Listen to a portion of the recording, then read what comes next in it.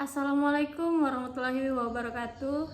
Nama saya Amanda Kinanti dengan NPM 1910100351 dari kelas D, mata kuliah Sosiologi Hukum. Tugas ini saya buat dengan tujuan untuk memenuhi tugas UTS saya. Baiklah, di sini saya akan menjelaskan tentang sejarah dan perkembangan sosiologi hukum. Oke, di sini kita akan membahas tentang sejarah sosiologi hukum.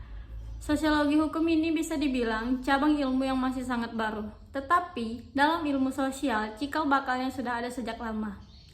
Pada zaman dahulu atau secara historis, ada pertama kali sosiologi hukum digunakan oleh Angelotti, yaitu sosiolog dari Italia pada tahun 1882. Angelotti dan para sosiolog memulai mengkaji sosiologi hukum dari mengumpulkan pemikiran dari filsafat hukum, ilmu hukum, dan ilmu sosial. Dari situ, pemikiran mereka terus berkembang di bidang sosiologi hukum. Selanjutnya, sosiologi hukum ialah ilmu yang bisa berdiri sendiri, yang berkaitan dengan ilmu sosial. Ilmu sosial sendiri ialah mempelajari tentang hubungan manusia dengan sesamanya di dalam masyarakat. Intinya, sosiologi hukum mempelajari tentang masyarakat, khususnya gejala-gejala yang ada di dalam masyarakat. Sosiologi hukum dengan ilmu hukum itu berbeda. Di dalam ilmu hukum kita mempelajari tentang kaidah-kaidah atau norma-norma hukum, sedangkan di dalam sosiologi hukum kita mempelajari bagaimana manusia dengan manusia lain untuk mentaati hukum.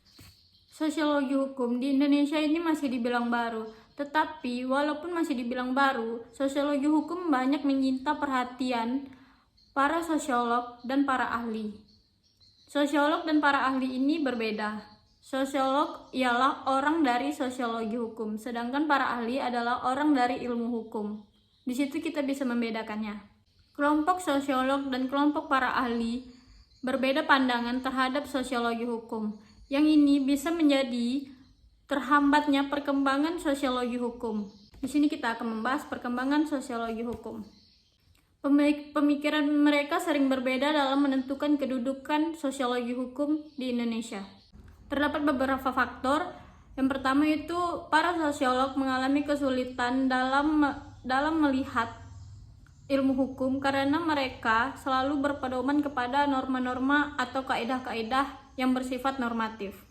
Yang kedua, para sosiolog menerima pendapat bahwa hukum itu bersifat statis.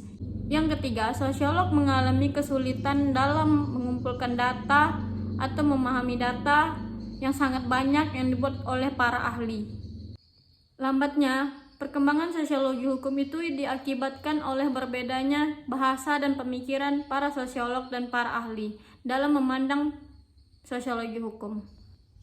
Mungkin hanya itu yang bisa saya sampaikan, lebih dan kurangnya saya mohon maaf. Wassalamualaikum warahmatullahi wabarakatuh.